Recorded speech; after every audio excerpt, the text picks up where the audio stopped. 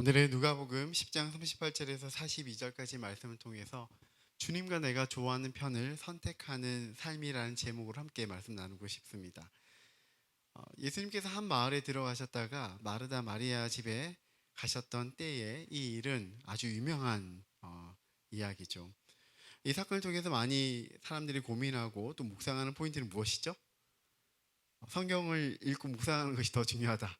뭐 이렇게 말하기도 하고 또는 섬김을 하더라도 그것이 내가 정말 믿음대로 한다면 그리고 정말 주님께 마음으로 다하는 것이라면 그것이 성경을 읽는 것이나 섬기는 것이나 다 중요하다. 이 정도로 우리가 많이 묵상하잖아요. 어, 이 내용을 좀 보게 되면 이렇습니다. 예수님을 섬기기 위해서 언니 마르다는 부엌에서 열심히 음식을 만들어요. 그래서 막 준비하고 있는데 동생 어디 갔지? 근데 동생이 저기 보니까 예수님 앞에 있는 거예요. 난 이렇게 지금 열심히 수고하고 섬기고 있는데 동생은 왜 예수님 앞에서 저렇게 말씀을 듣고 이렇게 있는 건가? 그래서 너무 이제 자기는 분주한데 동생은 좀 너무 여유를 부리는 것 같아가지고 예수님께 부탁하는 것 같습니다. 주님, 제 동생에게 말씀하셔서 저를 좀 도와주라고 말씀해 주세요 라고 말하죠. 그때 예수님의 말은 무엇이었습니까? 몇 가지 일을 하든지 아니면 한 가지 일을 하더라도 자기가 좋아하는 것을 하면 괜찮아 라고 말씀하시죠. 그래서 많은 사람들이 이 중에서 무엇을 하든지 하나님께서 기뻐하고 예수님 기뻐하시는 그거면 되는구나 라고 이렇게 말을 합니다. 결론적으로 뭐 그런 해석이 틀렸다 할 수 없지만 좀 더 묵상하고 고민하고 싶은 부분들이 있어요. 이 말씀을 보게 되면서. 그리고 좀 더 균형 있는 해석과 적용이 필요하겠다라는 생각이 들었습니다. 이 사건을 통해서 우리가 묵상해야 될 부분은 이렇습니다. 첫 번째를 볼까요? 첫 번째. 다시 읽어보실까요? 시작. 주님을 사랑하는 즐거움을 빼앗기지 않게 하십시오. 주님을 사랑하는 즐거움을 빼앗기지 않게 하십시오. 마르다가 부엌에서 이 많은 일들을 하는 것, 그것이 오늘 이 문제의 본질은 아닌 것 같습니다. 마르다가 부엌에서 일하며 또 분주하고 바빴던 것이 문제가 될 수 있지만은 마르다를 당황하게 한 그것은 이것이 주 원인이 아니에요. 근데 이 당시의 시대적 상황을 좀 살펴볼 필요가 있는데요. 마리아는 어떻게 보면 남자 행색을 하고 있다. 이렇게 말할 수 있습니다. 이 당시의 문화를 보게 되면 집안에는 남성의 공간과 여성의 공간이 분리되어 있었다. 이렇게 말할 수 있어요. 잘 아는 것처럼 이 여기에 거실에 누가 있었을까요? 주로 남성들이 많이 차지하고 있었고요. 또 여성들은 부엌을 비롯해서 다른 지역에 더 많이 있었다라는 거예요. 그러니까 마리아는 지금 보이지 않지만 어떻게 보면 이 당시의 문화와 또 이 집안에서 알게 모르게 그어져 있는 그 경계선을 넘은 것이죠. 또 하나는 뭐냐면 이 장소뿐만 아니라 어떤 사회적 역할에서도 뭔가 경계선을 넘어간 것을 알 수가 있습니다. 이 남자들 사이에 이 여성이 그 자리에 예수님 앞에 자리 잡고 있는 그 자체가 그 당시의 그 상황으로 보게 된다면 조금 불편할 수 있는 상황이었다라는 거예요. 마리아는 무슨 생각으로 그런 행동을 했을까요? 여기서 이제 중요한 것은 마리아가 어디에 앉았다고 그랬죠? 39절에 보게 되면 어디에 앉았습니까? 예, 주의 발치에 앉아서 그의 말씀을 들었다. 이렇게 말하죠. 이것은 단순하게 그냥 그 거실에 들어갔고 그리고 그냥 예수님 말씀을 들었다가 아니라 여기에 나오는 주의 발치에 앉아서 그의 말씀 들었다. 이게 어떻게 보면 좀 생각해 볼 부분이라는 거예요. 단순한 어떤 경건한 청취를 한 것이 아니라는 것입니다. 이 말은요, 그 당시에 선생님 앞에 있는 제자의 모습이고 그리고 제자가 그 어떤 선생님 앞에 있는 약간 공식적인 위치에 자리했다 이런 말과도 비슷합니다. 다음 말씀 한번 보실까요? 사도행전 22장 3절의 말씀인데요. 우리가 한번 읽어보겠습니다. 시작. 나는 유대인으로 길리기아 다소에서 났고 이 성에서 자라 가말리엘의 문화에서 우리 조상들의 율법에 엄한 교훈을 받았고 오늘 너희 모든 사람처럼 하나님께 대하여 열심히 있는 자라. 여기에 가말리엘의 문하에서 이렇게 나와 있잖아요. 그냥 영어 성경에도 보게 되면 그냥 언더, 그냥 가말리엘의 그 밑에서 교육받았다 이렇게 말하거든요. 근데 거기에 보게 되면 헬라에 보게 되면 어떻게 나와 있습니까? 헬라에 보게 되면 네. 여기 보게 되면 영어에 보게 되면 at the feet이라고 되어 있죠. at the feet이라고 되어 있습니다. 그래서 가말리엘의 그 발치 아래에 있었다 이런 뜻이에요. 나는 가말리엘 그 밑에서 교육을 받았다라는 거는 그 당시에 이 헬라의 표현으로 보게 되면 이 가말리엘이라는 그 유명한 선생님 그 발치에 있었다라는 거예요. 그의 제자고 그의 교훈을 받았다 이렇게 말하는 것이죠. 당시 유대 사회에서 이 자리는 거의 전적으로 남성에게 주어졌고요. 그리고 진짜 제자들이 그 앞에 앉을 때에 표현되는 표현이었다 이렇게 말하는 겁니다. 그런데 마리아가 어떻게 하고 있습니까? 지금 거실에서 그리고 예수님 발 앞에서 그분의 말씀을 듣고 있었다 이렇게 말하는 것입니다. 그냥 단순하게 조용히 묵상하는 사람의 정도가 아니라 하나님의 말씀, 하나님 나라의 말씀을 배우고 있고 이해하고 있고 전수하는 제자의 길로 있는 그 중요한 자리에 지금 자리 잡고 앉아 있다. 그리고 듣고 있다. 이렇게 말하고 있습니다. 이것은 뭔가 좀 불편하고 또 그 당시의 시각으로 볼 때 통념적이지 않는 행동이었을 것입니다. 그리고 마르다가 보기에도 이건 조금 불편한 내용이었습니다. 자기가 분주한 것도 불편한 거였고 그래서 마리아가 도와주지 않는 것도 불편하지만은 마리아가 그 자리에 있는 그것도 약간 좀 뭔가 불편했다라는 거예요. 그래서 마르다는 이것을 문제를 제시하고 예수님께 요청을 한 것입니다. 그러지 않게 해주십시오.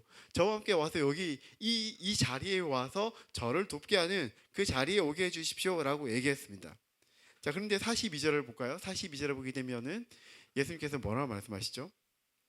네, 몇 가지만 하든지 혹은 한 가지만이라도 족하니라. 사실 이 말은 뭔가 일관성이 없어요. 몇 가지를 하든지 하나를 하든지 중요한 뭐예요? 그냥 자기의 마음이 족한 대로 하면 된다 이렇게 말하는 건 아니겠습니까? 마리아는 이 좋은 편을 택하였으니 빼앗기지 아니하리라 그렇게 말해요. 저는 예수님의 이 대답을 보게 되면서 약간 그 좀 시대를 앞서가셨다라는 생각이 들어요. 사실 당연한 거죠. 예수님은 전체를 보고 하루가 천년 같고 천년의 하루 같고 하나님의 시각 가운데 세상을 보고 이 문화를 보고 있으니까 그렇게 말씀하시는 것이 당연하죠. 근데 그 시대의 사람들이 말하고 있는 그 기준에 의해서 지금 이 마리아의 행동을 판단하고 있지도 않고요. 또한 그 시대의 어떤 판단 속에서 동일하게 그 마르다와 같이 똑같이 생각하지 않았다라는 거예요. 저는 이 장면을 보게 되면서 단순히 마르다는 일, 그리고 마리아는 묵상. 그래서 각자가 하는 그것이 그냥 옳으면 그것이면 돼라고 하는 그 정도는 아니었다라는 거예요. 예수님은 마리아가 이 좋은 편을 택하였는데 그것이 시대적 생각과 기준에 맞지 않더라도 그것을 원한다면 그것이 본인이 좋아하고 주님 뜻에 맞는다고 생각한다면 그대로 하도록 내두어라 이렇게 말하는 거예요. 우리는 스스로 우리의 어떤 한계를 그어 놓을 때가 되게 많은 것 같아요. 당시에 이 한계는 무엇입니까? 여성은 주님 말씀 듣는 자리에서 좀 멀리 있어야 돼. 그리고 주님 그 바로 있는 그 발자리는 그 발밑의 자리는 제자들이 있어야 되는 자리야. 뭐 그런 생각들을 하는 것이죠. 예수님께서 그를 부르셨고 또 예수님의 어떤 파송을 받는 사람들이라면 그 자리에 있지만은 그 정도가 아니면 그 앞에 나갈 필요가 없어. 뭐 이렇게 생각하는 것도 제한하는 것이죠. 예수님은 주님의 말씀을 듣는 것이 너무 귀하고 또 그 주님의 말씀 듣고 살고자 하는 그런 마음을 가지는 것은 그 태도는 너무 귀하고 그것은 빼앗기지 않아야 하는 것이라고 말하고 있습니다. 특별히 마리아가 여성일지라도 그 당시의 시대상으로 여성 그 자리 가지 못한다 할지라도 그녀가 예수님의 말씀 듣기를 원했고 예수님이 그 제자의 삶을 살기를 원했다면 그런 마음을 가졌다면 그것은 절대 빼앗을 수가 없어. 방해받지 않아야 된다라고 말하고 있는 거예요. 여러분 어떻습니까? 우리가 신앙생활하고 하나님 앞에 나갈 때에 우리가 만들어 놓은 어떤 그 한계가 있지 않습니까? 그 한계가 있어서 그 한계를 만들어 두는 그것 때문에 주님을 더 깊이 만나는 그 자리에 나아가지 못하고 있는 것은 아닙니까? 뭐 의료인들 같은 경우는 병원에 일하는 사람들은 너무 바빠요. 그래서 예배와 묵상의 자리에 잘 가질 수 없어요. 스스로 이렇게 말하고 그것을 어떻게 보면 방패 삼아서 거기 뒤에 숨을 수 있는 것이죠. 어떤 한 제자는 이렇게 말하더라고요. 주님이 계시지 않는 곳 같은 그런 일상을 매일 보내고 있습니다. 그럴 수 있죠.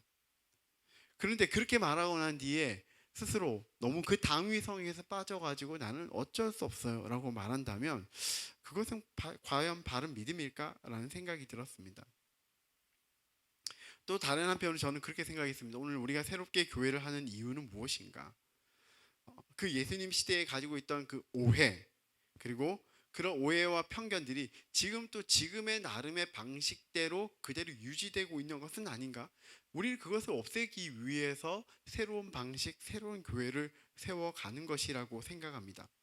대표 기도하는 자리에 누가 대표 기도를 하느냐? 이렇게 가끔 스레드를 이렇게 보거든요. 근데 그런 내용도 되게 많아요. 왜 우리 교회는 장로님과 안수 집사님 외에는 기도하지 않는가? 네, 그런 말 많아요. 왜 그렇게 하면서 직분자만 기도해야 되는가? 만약 그렇게 된다면 아마 이 기도하는 자리에는 누가 해야 돼요? 저 아니면 일단 김성현 목사님 아니면 권영국 전사님 그 정도만 할 수 있는 거죠. 또한 그런 것도 있어요. 기도하는 자리에 왜 남성만 해야 되냐? 네. 알겠지만 우리는 그런 편견이 없습니다. 그렇죠? 찬양 인도하는 자리에 왜 전사님을 해야 되냐? 아니요. 우린 모두에게 다 오픈했습니다. 물론 설교에는 좀 문제가 있습니다. 설교가 모든 사람이 하면 너무 좋겠는데 한국 교회는 자격상 그 신학을 공부한 그 안수받은 사람에게만 강도권이 주어져서 그렇게 하지만은 그러나 우리가 예배를 섬기고 교회를 섬기고 또 리더의 자리에 올라가는 데는 저는 새로운 방법이 필요하다고 생각이 들었습니다. 우리 교회는 위원장, 운영위원장도 자매고 그러니까 일반적인 교회에서는 좀 상상하기 어려운 부분일 수 있습니다. 하나님 예배하고 예수님을 만나는 그 일에는 그 어떤 제한이 있을 수가 없다고 저는 생각합니다. 하나님을 예배하고 교회를 섬기고 공동체를 섬기는 그 일에도 어떤 제한이 있어서는 안 되겠죠. 물론 교회 안에 어떤 질서를 정하고 그 질서에 따라서 세워가는 것은 중요합니다. 우리의 신앙은 또 여기서 한 가지 더 강조할 것은 그런데 우리가 일을 하든 또 아니면 예배한 행위를 하든 그 모든 것들이 하나님을 만나는 그 행위이고 하나님 앞에 살아가는 신앙의 삶이라는 것을 이해했으면 좋겠습니다. 그리고 그 예배하는 그 무엇이든 기도하는 자리든 찬양을 인도하는 자리든 또는 말씀을 섬기는 자리든 아니면 섬기는 자리든 그 무엇이든 우리가 다 기뻐함으로 또한 주님을 섬기는 마음으로 했으면 좋겠습니다. 두 번째는요. 읽어볼까요? 바쁨과 분주함이 당신을 좋은 그리스도인으로 만들어 주지 않습니다. 40절에 보게 되면 이렇게 나와 있습니다. 마르다는 준비할 일이 많아 마음이 분주한지라 예수께 나와 이르되 주여 내 동생이 나 혼자 일하게 두는 것을 생각하지 아니하시나이까 그를 명하사 나를 도와주라 하소서. 일단 마르다는 어떻게 됐다고 했죠?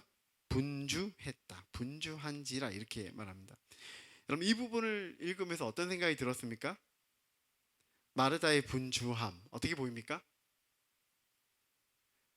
그녀에게 이 분주함은 어떻게 보면 당연하고 좋은 것으로 여겨졌을지 모르겠습니다. 그런데 상대적으로 동생을 보니까 내가 진짜 분주하고 있구나를 깨달은 것이죠. 그러면서 아무것도 안 하고 주님 앞에 있는 그 동생을 보니까 부럽기도 하고 화가 났을 것 같아요. 저는 이 점에서 이 분주함에 대해서 조금 살펴보고 묵상하고 싶습니다. 분주함은 한국 사회에서 중요한 부분인 것 같아요. 한국 사람들은 마음 저변에 안 바쁘면 뒤처진다 이런 생각이 있어요. 한국 어떤 나라입니까? 짧은 시간에 전쟁 후 폐허에서 가난했지만은 빠른 산업화 가운데 또 경제적인 성장을 이루어서 개발도상국을 거쳐서 지금은 선진국의 그 대열에 올라간 나라죠. 그래서 이 전 그 시민들 안에 국민들 안에 어떤 마음이 있냐면 안 바쁘면 뒤처진다라는 생각이 있습니다. 장시간의 그 노동은 국가가 성장하고 개인이 성장하고 생존하는데 아주 중요한 부분이었습니다. 그래서 한국 사회에서 바쁨은 미덕이에요. 여유는 약간 사치인 것 같습니다. 또한 한국엔 유대교적인 전통이 있어서 근면, 성실, 자기 절제가 중요한 덕으로 여겨져 왔습니다. 이게 이제 자본주의와 함께 결합하면서 이런 공식이 성립이 됩니다. 볼까요? 열심히 일하는 사람은 쓸모 있는 사람, 이런 인식이 있다라는 거예요. 어떻습니까? 맞아요? 아니에요? 존재 가치를 성과로 판단합니다. 한병철이라는 분이 적은 책이 있습니다. 네, 색깔이 잘 안 보이는데 뭐라 되어 있죠? 피로 사회. 유명한 책이죠. 이 피로 사회에서는 현 사회를 성과 사회라고 정의를 합니다. 그러니까 머무르는 그런 정적인 요소보다는 뭔가 빠르게 움직이는 그 속도를 가지는 그 시간이 중요하다고 여기는 그런 사회인데요.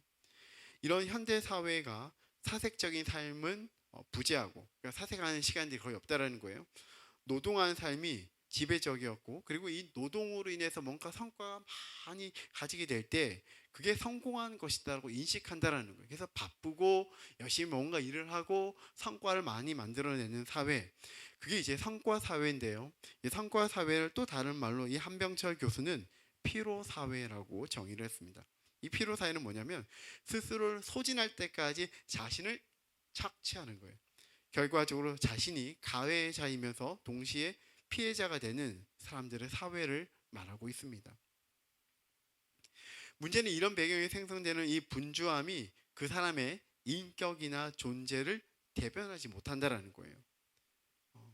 이런 성과 사회에서는 한 사람이 그냥 사회의 일원이긴 하지만은 어떻게 보면 그 사회 속에서 도구화 되어질 때가 많습니다. 그 사람의 인격보다는 이 안에서 너가 얼마나 잘 일을 했어? 그게 중요한 것이죠. 그래서 회사에서 어떻습니까? 일을 잘 하다가도 뭔가를 못하게 되면 어떻게 되죠? 아웃하는 것이. 아웃하고 또 다른 누군가를 그 자리에 끼워 넣는, 마치 부품과 같은 사회가 되는 것이죠. 저는 가끔 바쁘지 못해서 불안해하거나 너무 이렇게 뭔가 일반적이지 않는 삶을 사는 것 같아서 불안할 때가 있어요. 예. 특히 이제 제가 지난 10년 동안 선교단체에서 일을 하고 또 그 전엔 미국에서 공부하고 미국 사회에서 일을 했는데, 이 사역 자체도 저녁엔 일을 많이 하는데 낮에는 오히려 제가 뭔가 준비하는 시간이에요. 그런데 대부분의 사람도 어떻죠? 아침에 가서 일을 하고 오후에 퇴근을 해요. 그러니까 방향이 다른 거예요. 그 방향이 다른데 그 다른 사회에 있으면은 좀 불편해요. 불편합니다. 그러면서 약간 마음이 힘들 때가 되게 많았습니다. 나는 여기서 지금 뭐 하고 있는 건가? 근데 다른 사람 퇴근할 때 전 출근을 해요. 이게 사실 불편하거든요, 되게. 그래서 스스로의 어떤 위로를 하면서 생각이 뭐냐면 이런 거예요. 야, 내가 이 자본주의 시대에 이 프롤레타리아적인 생각 아닌가? 그래서 모든 사람이 아침에 딱 출근하고 딱 퇴근하고 해야 되는데, 야, 노동자의 어떤 개념에서는 그게 너무 편하게 생각하는 거 아닌가? 나는 이제 좀 부르주아의 계급으로 올라가서 나에게 이 주어진 시간을 잘 누려야 되는가? 뭐 이런 고민을 한 적이 있습니다. 나는 자본주의의 노예가 되면 안 돼. 뭐 이런 생각하는 것이죠. 분주한 것, 그 바쁜 것, 그것이 굉장히 좋은 건가? 어. 그래서 한국 사회가 어떻습니까? 인사할 때 어떻게 하죠? 요즘 많이 바쁘시죠? 이렇게 말하죠. 어때요, 여러분? 이 바쁘시오라는 말을 들으면 어떤 마음 들어요? 한국 사회에서 그 인사는 여러 가지가 있는데 바빠 보여서 바쁘기도 하지만은 당신 그 바쁘면서 되게 소중한 존재로 살아가고 있죠? 라고 물어보는 거거든요. 근데 저는 그렇게 안 느껴졌고 어떤 마음이 들었냐면, 저는 목회자로서 이런 마음이 들었습니다. 바쁘시죠? 이렇게 말할 때는 너무 바빠 보이니까 제가 당신한테 뭔가 이렇게 물어보기 참 미안하고 또 상담받기 미안하고 또 신앙적인 여러 가지에 대해서 함께 고민 나누기가 좀 어려운데요라는 그런 느낌을 받을 때도 있어서 진짜 바쁜데 정말 안 바빠요 저 이렇게 말을 할 때도 있거든요. 근데 이 바쁘시죠라는 인사가 왜 그렇게 일반적이냐면, 우리 한국 사회에 이 바쁘다라는 것 안에 이 바쁜 것이 좋은 것이고 바쁜 것이 능력이 있다는 인식을 많이 가지고 있다는 거예요. 어른들도 그렇게 얘기하더라고요. 바쁘면 좋은 거야. 나이가 들면서 점점 바쁘면 좋은 거야. 이렇게 말하거든요. 그러니까 오랜 시간 동안 사람들은 이런 마음이 있는 것이죠. 그런데 그 바쁨이 과연 좋은 것인가? 라는 생각이 들었습니다. 저는 개인적으로 항상 마르다와 같은 사람이었던 것 같아요. 항상 일을 불러 일으켜요. 사람들이 저 가는데 항상 일이 많다고 그러더라고요. 왜 일이 많을까요? 저도 몰라요. 일을 좋아해서? 아니면 일을 많이 해서? 아니면은 너무 신뢰할 만하니까 계속 일을 주는 건가요? 네, 잘 모르겠습니다. 근데 저 일을 하는 거 좋아하는 것 같아요. 가는 곳마다 일이 많고요. CMF에서도 일을 많이 하는 것 같아요. 그래서 뭔가 이 일을 많이 하고 뭐 예전에 이제 제가 부교육자로서 교회 사역할 때 보게 되면 이렇게 사역자들이 많이 있으면 항상 저는 뭘 하냐면 현장 사역자라고 제가 스스로 얘기했거든요. 그래서 어딘가 수련을 가요? 그럼 모든 사람들이 가요? 항상 먼저 가서 악기 세팅하고 여러 무대를 꾸며놓고 또 일을 진행하고 또 끝나고 나면 다 가고 난 뒤에 다 이렇게 뭔가 정리하고 가는 거예요. 근데 왜 교육자들 때 약간 이 수직적 구조 위아래가 있잖아요. 근데 저보다 항상 후배인 친구들은 이렇게 딱 늦게 탁 와가지고 자리에 앉아 있다가 끝나고 나는데 사람들은 야 이렇게 하면서 가요. 근데 저는 다 가고 난 뒤에 막 이렇게 하고 있으면서 약간 이 기분이 약간 이상할 때가 있거든요. 뭘까요? 왜 이렇게 분주할까라는 고민을 참 많이 했거든요.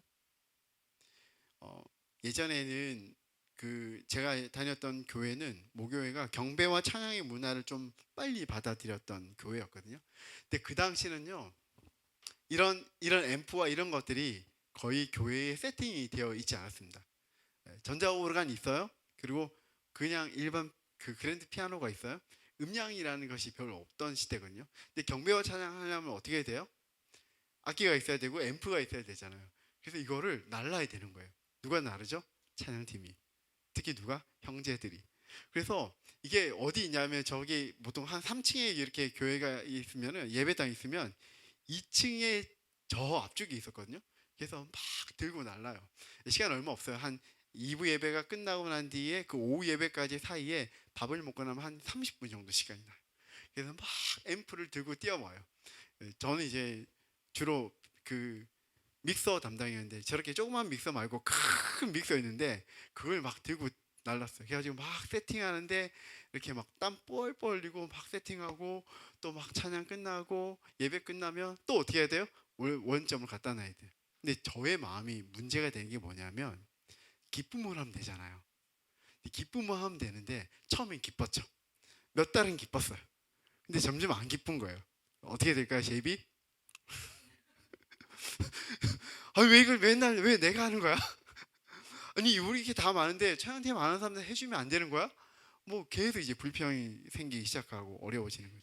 그래서 그 2층에 앞쪽에 있는데 거기에 창고가 있는데 거기서 연습도 하고 이 악기를 관리하는데 그곳에 우리가 이 어두컴컴한 데 앉아가지고 이제 우리끼리 모여가지고 예배자들인데 이제 불평의 토론이 일어나기 시작하고 그런 때가 있었어요. 분주함으로 인해서 바쁘고 분주함으로 인해서 기쁨이 아니라 정말 어려워지고 힘들어졌던 그런 마음이 있습니다. 그때 좀 더 기쁨으로 제가 섬겼다면 어땠을까라는 생각이 들었습니다. 예수님이 이렇게 물어보십니다. 그 섬김이 너에게 좋은 편인가? 그 섬김이 너에게 좋은 것이고 하나님 나라에 좋은 것인가? 그러지 못할 때가 너무 많다라는 거예요. 특히 교회를 섬기면서 사람들이 농담 삼아 얘기를 합니다. 주일날이 아니라 죽일날이다. 이렇게 저희는 그렇게 말을 했어요. 좋지 않은 행동이죠. 우리가 주님을 섬기고 또한 교회 공동체를 섬기고 또한 우리가 어떤 상황 가운데서 하나님을 섬기는 그것이 힘들고 어렵다면 우리는 그 자리에 멈춰서 우리가 어떤 믿음으로 가고 있는지를 살펴볼 필요가 있다는 생각이 들었습니다. 그런 믿음의 어눌함이 있고 눌림이 있다면 잠시 우리는 쉬어야 돼요. 서야 돼요. 혹여나 우리가 교회를 섬김에 있어서 교회를 세워감에 있어서 함께 우리가 여러 가지 섬기고 하지만은 어려움이 있다. 그러면 언제든지 얘기해 주십시오. 함께 고민하기를 원하고 또 이 분주함으로 인해서 그 무엇 때문에 우리가 하나님과의 관계가 그리스도와의 관계가 어려움이 생긴다면 우리는 잠깐 쉴 필요가 있습니다. 그러면서 또 한 가지 저는 기도하고 중요하게 생각하는 것은 우리의 마음이 단단해지기를 원합니다. 주님과의 관계를 좀 더 생각하면서 우리의 그 주님과의 관계가 더 단단해지는 것이죠. 그런 믿음으로 나아갔으면 좋겠습니다. 어, 이 분주함 속에서도 우리가 이것을 분주하시는 많은 이 분주함을 여기지 않는 마음이 필요한 거고요. 그 분주함에서도 누리는 게 더 중요한 것 같습니다. 아까 인사를 얘기했잖아요. 바쁘시죠? 이 인사와 좀 다르게 인사하면 어떨까라는 생각이 들었어요. 저는 미국에 가서 공부하고 그 미국 교회를 경험하면서 항상 그 첫 마디가 되게 인상적이었거든요. 여러분 이 시간 정말 즐기고 있습니까? 이렇게 말해요. 뭔가 좀 다르지 않아요? 여러분 힘들었죠? 힘들어야 돼. 우리 별로 안 힘들어야 돼. 힘들었죠? 뭐 그건 되게 위로의 말이기도 하지만은 우린 힘들다라는 그 인식이 있는 거죠. 근데 좀 다르게 생각해서 여러분 지금 이 시간을 잘 누리고 있나요? Are you enjoy? 이 시간 여러분 누리고 있고 지난 한 주간 동안 하나님의 은혜와 평강을 누렸습니까? 라는 이 고백. 물론 바빴을 거예요. 바빴고 힘들었겠죠. 그런데 그 가운데 분주함 속에서 하나님과의 관계는 어떠했고 또한 부르심의 그 소명의 삶은 어떠했습니까? 라고 물어보는 것이잖아요. 저는 그런 인사로 또 그런 마음으로 우리의 생각이 좀 바뀌었으면 좋겠다 라는 생각이 들었습니다. 세 번째는요. 좋은 편을 택하여 부르심의 삶을 살아요. 41절에 보게 되면 주께서 대답하여 이르시되 마르다야 마르다야 내가 많은 일로 염려하고 근심하나. 여기서 이 염려하다는 이 단어는요 헬라어로 메림나오라는 단어예요. 근데 이 메림나오가 뭐냐면 나누다, 마음의 합성어예요. 그러니까 마음이 나뉘었다라는 거예요. 그냥 염려했다 그게 아니라 이 염려라는 이 마음이 들어왔을 때는 여러 가지의 생각이 들어와서 내 마음을 어떻게 하겠다? 복잡하게 했다라는 뜻입니다. 마르다는 지금 섬기면서 생각이 많았을 것입니다. 여러 가지를 생각했을 거예요. 첫 번째는 내가 예수님을 잘 섬겨야지 그 마음 들었겠죠. 그러면서도 이 타인의 태도 오타입니다. 타인의 태도에 대한 염려가 들었습니다. 왜 마리아는 도와주지 않는 거지? 공평하지 않아. 서운해. 뭐 이런 마음이 들었겠죠. 그런데 또 하나는 뭐냐면 예수님보다는 일의 성공. 이게 뭐예요? 내가 예수님을 잘 섬겨야지 하는 그 마음이 첫 번째 있었지만 예수님을 섬기면서 누가 섬기고 있는 거예요? 내가 섬기는 거예요. 예수님의 칭찬을 받고 싶은 거예요. 주님, 제 동생은 거기 앉아 있지만 제가 지금 주님을 섬기기 위해서 열심히 제가 일하고 있어요. 내가 드러나기를 원하는 거예요. 내가 드러나기를 원하는 거죠. 찬양 인도래요. 제가 찬양 인도했고 모든 사람 하나님 보게 했습니다. 근데 제가 찬양 인도 잘하죠? 네, 잘해요. 잘하지만 계속 나를 강조하는 것이죠. 설교래요. 내가 너무 잘하죠? 반주를 하지만 너무 잘하죠? 내가 드러나기를 원하는 그 마음이 우리 안에 있어요. 우리 안에 이런 복잡한 마음이 있다라는 거예요. 그런데 예수님은 그런 마음이나 섬김 자체를 꾸짖지는 않으셨습니다. 마르다가 뭔가 그를 복잡한 마음 가운데서 요청했을 때에 그 마음 그들이 인정해 주셨어요. 그러면서 하시는 말이 뭐예요? 42절에 있는 말씀처럼 몇 가지만 하든지 혹은 한 가지만이라도 하든지 족하다. 몇 가지를 하든지 한 가지를 하든지 마음이 갈라지지 않고 염려로 힘들어하지 않고 자신이 좋아하는 대로 그리고 부르심대로 자신의 길을 걸어가는 것이 좋다고 인정해 주신 것입니다. 이런 염려, 우리가 살아가면서 가지는 염려는 또 분산된 마음을 가지는 것은 늘 우리에게 일어나는 일이고요. 그리고 우리가 신앙생활하고 하나님을 섬긴다고 할 때 그리스도인으로 살아갈 때 이런 염려와 분산된 마음을 극복하는 것은 우리의 평생의 숙제라고 생각합니다. 우리 인생을 살아가면서 무엇인가를 좀 더 알면 알수록 나이가 들면 들수록 더 많은 고민이 생기는 것 같아요. 그리고 그 고민 속에서 무엇인가를 선택하는 것은 정말 어렵습니다. 나이의 무게만큼 결정하는 그 일들이 많아지고요. 그 결정의 결과와 무게도 더 커집니다. 어떤 조직사회 안에서, 직장 안에서, 아니면 교회에서든지 직급이 높아지고 높은 리더의 자리에 올라가면 점점 더 많이 하게 되는 일은 결정이에요. 선택하고 결정한 일이 많아지고요. 그게 무거워요. 예수님은 어떻게 말씀하시죠? 마리아는 이 좋은 편을 택하였으니 라고 말씀하세요. 마리아, 너도 거실로 와. 이렇게 말씀하실 수 있잖아요. 아니면 마리아, 안 되겠다. 넌 지금 부엌에 가서 너도 같이 일을 하는 게 좋겠어. 이렇게 말할 줄 알았죠. 그런데 어떻게 말하죠? 내가 어떤 마음으로 무엇을 택하고 있니? 그것이 무엇이든 너가 택하는 대로 해도 돼 라고 말씀하시는 거죠. 예수님이 염려를 제거하거나 대신 결정해 주시는 것이 아니라 염려 속에서 선택할 수 있는 자유를 주셨습니다. 설교자인 제가 설교 본문을 정하는 것, 그것도 선택이에요. 제가 이 말씀 보게 되면서 이걸 스킵할 수도 있었잖아요. 근데 그대로 했습니다. 결정이었고요. 이 본문을 준비하고 연구하면서 주님 주신 마음을 가지고 있지만은 어떤 것을 가지고 좀 더 제가 설교할까? 그건 결정이에요. 찬양 인도하는 사람이 준비하면서 곡을 선택하는 것도 선택이에요. 의료인이 어떤 치료를 할 때 그 환자를 보며 수술할 건가 약을 투여할 것인가 그것도 결정이고 선택이죠.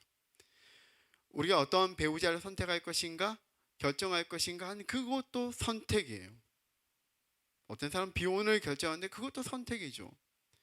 저에게는 교회를 시작하는 그것도 주어진 선택이었습니다. 또한 CMF 재직 중에 개척하는 것도 선택이었습니다. 물론 여기에는 소통과 협의가 있었고 배려와 도움이 겸해졌습니다. 알고 보면 우리 인생에는 수많은 선택의 연속입니다. 네, 제가 좋아하는 책이고요. 제가 추천하면은 120%의 만족도가 있는 책이라고 저는 생각합니다만, 제럴더 시처의 하나님의 뜻이라는 책에 보게 되면 여기 이렇게 말하고 있습니다. 우리의 소명은 단순히 존재하는 것이 아니라 하나님과 협력하여 자신의 삶과 정체와 운명을 만들어가는 것이다. 우리는 자유로운 존재며 하나님의 자녀다. 그것은 우리가 수동적으로 존재해서는 안 되며 자신의 삶과 다른 삶 속에서 매 순간 진리를 택함으로써 하나님의 창조적 자유에 능동적으로 참여해야 한다는 뜻이다. 우리 주님 뜻대로 살아간다고 말하면 그렇죠? 그런데 무조건 주어진 인생이 아니라 그 가운데서 우리는 자유로운 존재고 하나님의 자녀로 살아가요. 수많은 선택이 있는데 그 가운데 우리는 수동적으로 무엇인가 주어지면 가는 것이 아니라 그 가운데 하나님의 진리가 무엇인지 하나님 뜻 가운데 살아가는 것이 무엇인지를 우리는 매번마다 택하는 것이고 그 택할 수 있는 자유가 주어진 존재라는 거예요. 이 마르다가 섬기는 이것을 선택했다면 그건 그것의 선택이었어요. 그리고 그 선택 가운데 이것이 주님을 기쁘시게 하는 것이었고 내가 기쁜 것이었다면 그 선택하고 감사하면 되는 것이죠. 그런데 문제는 뭐예요? 그것을 끝나지 않는다라는 거예요. 이런 선택을 할 때 좀 어려움이 뭐냐면 전 이 말에도 동의가 되었습니다. 선택은 모험이다. 그 선택은 모험이에요. 제가 교회를 세우기로 한 그것에는 모험이죠. 엄청난 모험이죠. 우리가 살아가면서 모든 결정에 다 모험이죠. 결혼하신 분들은 결혼하는 것도 그 선택도 모험이었죠. 네. 모든 게 다 모험이에요. 이 선택이 왜 힘드냐면 이런 선택할 때는 두려움과 염려가 동반되기 때문에 잘 될까? 잘 되지 않을까? 어떨까? 하나님 보시기에 어떨까? 사람들 보기에 어떨까? 이게 두렵고 어려워요. 하지만 우리의 이 두려움과 염려에 대한 좋은 처방이 하나가 있는데 그것은 뭐냐면 하나님과의 관계예요. 제르드시는 또 이렇게 말합니다. 어떤 것이 하나님의 뜻일까? 아무도 모른다. 하지만 내가 아는 것이 있다. 그 문제에 집착하느라 하나님께 신실하게 반응하는 것을 소홀히 한다면 그것은 그분의 뜻이 아니다. 이렇게 말합니다. 이 결정을 할 때 사람들이 판단해 볼 때 이 결정으로 해서 성공할 것인가 실패할 것인가 이것에 중점을 두고 따진다면 제르더시는 이렇게 말해요. 금방 혼란과 환멸에 빠질 것이다. 이렇게. 그렇잖아요. 내가 선택한 그것의 결과는 뭐 아니면 도예요. 성공과 실패겠죠 거의. 그러면 매번마다 이거 어떻게 결정해요? 근데 그것은 우리가 알 수 없는 거잖아요. 그 결과는. 그런데 이렇게 말하죠. 성공하면 하나님의 뜻이었고 실패했다면 하나님의 뜻을 내가 놓친 것 같아요. 이렇게 말하는 거죠. 그러면서 제가 놓쳤어요. 우리가 그렇게 인생을 살아갈 수 없는 것이죠. 오히려 어떻습니까? 그런 결정 속에서 우리가 중요한 거는 하나님에 대한 신뢰예요. 우리가 어떤 결정을 했음에도 불구하고 또 살아갈 때 그 결과에 관계없이 하나님의 사랑은 절대 실패하지 않는다라는 거예요. 로마서 8장에 보게 되면 환난이나 기근이나 적신이나 그 무엇이 우리를 그리스도의 사랑에서 끊어낼 수 있는가라고 말씀하잖아요. 약간 생각한 대로 못한 대로 될 수도 있죠. 그런데 그것이 주님의 사랑에서 끊어지게 하는 것은 아니라는 거예요. 그래서 오히려 역으로 말한다면 우리의 그 결정 가운데 두려움이 있지만 그 결정 가운데서 끝까지 주님을 신뢰하고 주님과의 관계는 또 온전해져야 되는 것 아닐까요? 하나님의 사랑, 그 관계의 신뢰가 중요한 것 같습니다.